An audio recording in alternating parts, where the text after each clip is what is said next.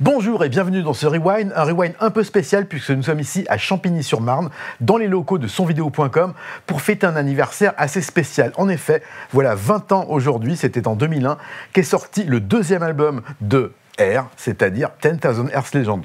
Le troisième si on compte Virgin Suicide, mais le deuxième album studio, un album étonnant, un album qui ressort en version Dolby Atmos immersive, un son absolument incroyable pour tous ceux qui aiment la qualité sonore. C'est l'occasion pour nous de revenir sur 5 albums essentiels de la carrière de Air, plus de 20 ans en arrière. Voici Air dans les Rewind.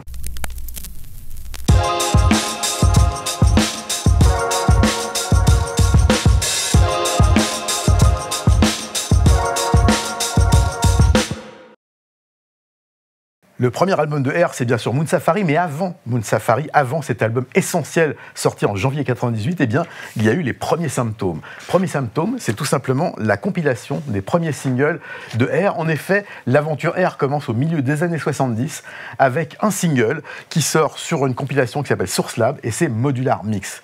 Avec Modular Mix, on découvre le son Air, mais un son très artisanal puisque en effet, ce disque, enfin les morceaux contenus dans ce EP sont le résultat d'un travail dans un home studio très rudimentaire, celui situé en plein Paris, dans la chambre de Nicolas Godin, avec des morceaux comme Casanova 70, Les Professionnels, qui sont d'ailleurs produits par Étienne de Crécy, pour ces deux-là.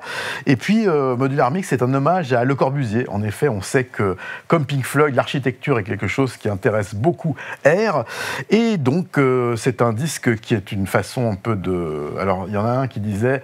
Écrire sur la musique, c'est comme danser sur de l'architecture, pour dire que c'était absurde, mais en fait, c'est pas si absurde que ça, puisque là, en l'occurrence, on a une espèce d'architecture musicale très sophistiquée, avec des morceaux comme J'ai dormi sous l'eau et Le soleil est près de moi, avec un tuba joué par Patrick Woodstock, qui annonce le monument à venir, l'album Moon Safari.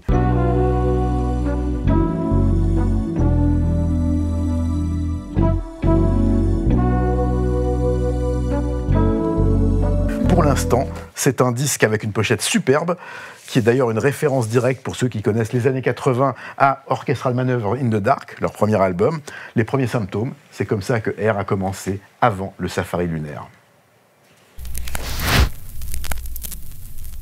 Autre album, autre ambiance, toujours chez sonvideo.com dans un autre salon. On passe en 1998 au premier vrai album de Air et c'est Moon Safari. Moon Safari, c'est un album extrêmement important, non seulement parce qu'il va avoir une vie commerciale extrêmement fructueuse, puisqu'on parle de près d'1 million d'albums vendus dans le monde, dont 80 000 en France, mais c'est aussi l'album de la révélation avec des singles comme Sexy Boy et Kelly Watch the Stars qui vont rentrer dans le top 20 anglais.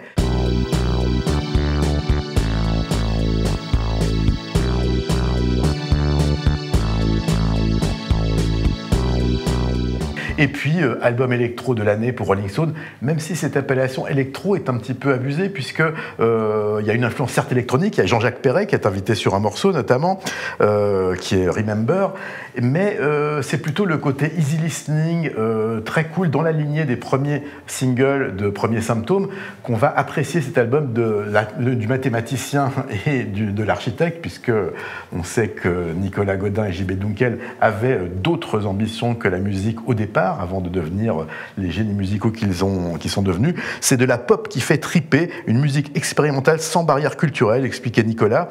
Et pour la petite histoire, l'album a été enregistré dans une maison dans la forêt près de Versailles, sans ingénieur du son. En effet, les deux musiciens un peu timides ont préféré être chacun à la console pendant que l'autre jouait et vice-versa, pour donc finaliser cet album. Un album qui, à cause de la similitude avec un autre groupe qui s'appelait Air, est devenu pour les États-Unis et le monde anglo-saxon en général, Air French Band.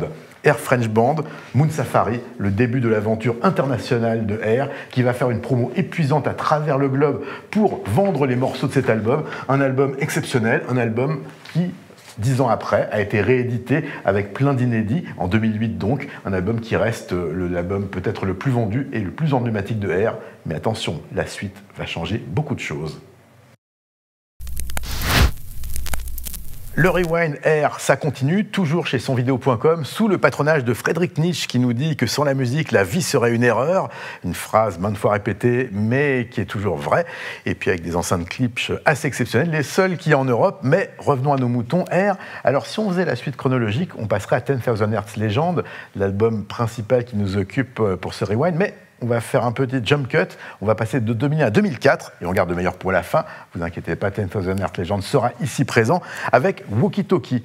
Walkie Talkie, ou plutôt Talkie Walkie d'ailleurs, pourquoi le dire à l'envers, c'est un album sorti en 2004, un album où pour la première fois Air se retrouve avec un producteur de stature internationale, c'est Nigel Godrich. Nigel Godrich qu'on connaît bien pour son rock neurasthénique de Radiohead notamment, qui va produire un album avec des réminiscences de Moon Safari, puisqu'en effet un morceau s'appelle Mike Mills. Mike Mills, c'est celui qui a designé la pochette de Moon Safari, et deux des clips d'ailleurs qui en ont été tirés, Sexy Boy et All I Need. Et puis c'est un disque donc qui va connaître un succès commercial assez important, notamment grâce à deux singles, à Cherry Blossom Girl et Surfing on a Rocket.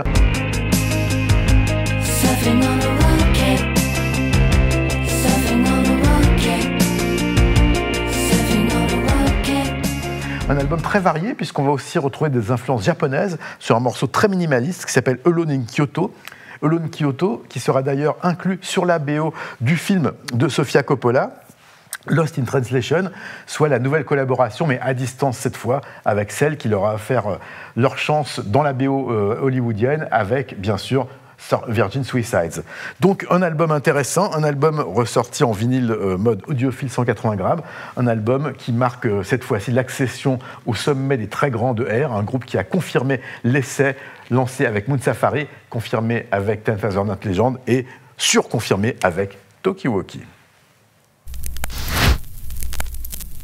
Le Rewind continue, toujours avec Air French Band, cette fois-ci dans une autre salle de sonvideo.com, sous le haut patronage de Bob Marley. La musique peut rendre les hommes libres, et comme il avait raison, on continue, et cette fois-ci, on passe en 2007.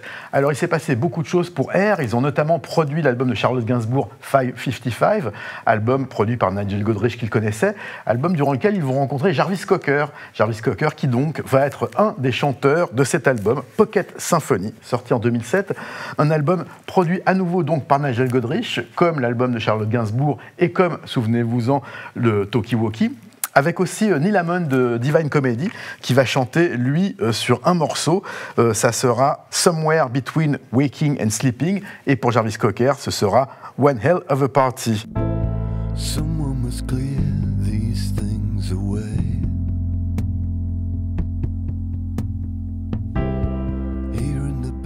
Rappelons aussi que l'autre participant qui n'est pas chanteur mais qui est batteur, et quel batteur, il nous a d'ailleurs quitté assez récemment, il s'agit de Tony Allen.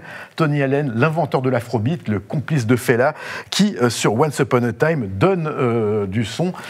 C'est donc un des batteurs de cet album. Un album qu'on pourrait qualifier de transition, un album avec une très belle pochette où on voit les deux artistes modélisés par Xavier Vellan.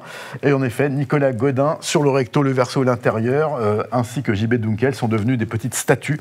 Pocket Symphony avec les guest vocalistes Jarvis Cocker et Neil Hammond, et une pochette qui rappelle le look de Deutsche Grammophon, Air, encore et toujours dans l'espace. If music be the food of love, play on, disait William Shakespeare. La musique est l'aliment de l'amour. C'est sur cette citation que nous allons conclure ce Rewind avec la pièce de résistance, dans un nouvel auditorium. La pièce de résistance, disais-je, un album paru il y a exactement 20 ans, et on parle bien sûr de 10,000 Hertz Legend. Ça, c'est la version d'aujourd'hui, en Dolby Atmos immersif, complètement incroyable, un son pour audiophile exigeant, même si bien évidemment pour le visuel, c'est toujours le vinyle qui reste le meilleur. Mais cet album, c'est un album assez exceptionnel à plus d'un titre. D'abord, il faut se placer dans la position où était Air à l'époque. Il sortait donc du succès mondial de Moon Safari, un album qui avait été très apprécié, mais qui avait ce côté un peu easy listening Muzak. En tout cas, c'est ce que disaient certains qui voulaient être un petit peu critiques. Et ça a un petit peu agacé Nicolas et JB qui se sont dit on va faire un album punk. Alors un album punk, c'est pas pour dire qu'il y a des guitares hard rock ou Johnny Rotten au micro, non pas du tout. C'est simplement qu'ils vont prendre un budget absolument hallucinant et colossal. Ils vont passer 4 mois de mixage pour cet album enregistré dans les plus gros studios américains, dont le studio Capitol, bien sûr. Et puis, le résultat, c'est un album absolument hallucinant au niveau du son. Cet album, c'est bien sûr donc 10,000 Hertz Legend, un album très inattendu puisque dès le premier morceau, Electronic Performers, eh bien on comprend que Nicolas et JB ont décidé de jouer le tout pour le tout. Un album abrasif, un album très différent de Moon Safari, un album qui pour le coup est un vrai album électronique. On entend parmi les invités Jason Redzel qui est le batteur de Beck et Beck lui-même qui apparaît sur 2 morceaux dont le fameux The Vagabond.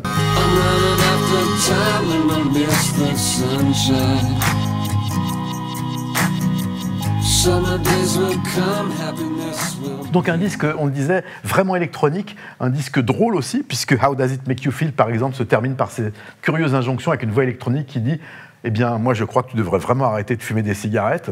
Petit clin d'œil amusant à un pays très propre comme les États-Unis. Radian aussi, qui est un morceau pour lequel ils ont été chercher une cantatrice qu'ils ont enregistrée, puis ils ont ensuite gravé sa voix sur un vinyle qu'ils ont détuné pour utiliser de façon plus commode sur le morceau. Radian, morceau complètement hallucinant aussi.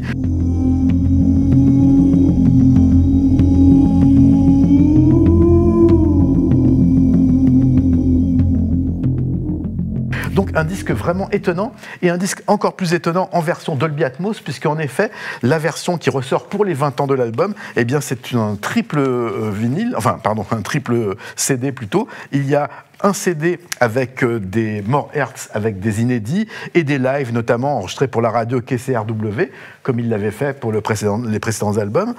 Il y a l'album original en version normale, et puis il y a ce Blu-ray en Dolby Atmos, complètement hallucinant. Donc une occasion magnifique de fêter les 20 ans de 10,000 Hertz Legend, l'album peut-être le plus mal aimé de R, et pourtant sûrement le plus expérimental, le plus extraordinaire, le plus étonnant, puisque 20 ans après, il reste un des chefs-d'œuvre de ce groupe, composé de 2 musiciens, Nicolas Godin et JB Dunkel, R. C'est la fin de ce rewind spécial consacré à Air French Band, notamment à 10,000 Hertz Legend, qui, on vous le rappelle, ressort pour les 20 ans en version Dolby Atmos immersive, absolument incroyable. N'oubliez pas de cliquer et de vous abonner à la chaîne sonvideo.com. À très bientôt pour de nouvelles aventures. Salut. I'm lost in my words, I don't know where I'm going. I do the best I can not to worry about things.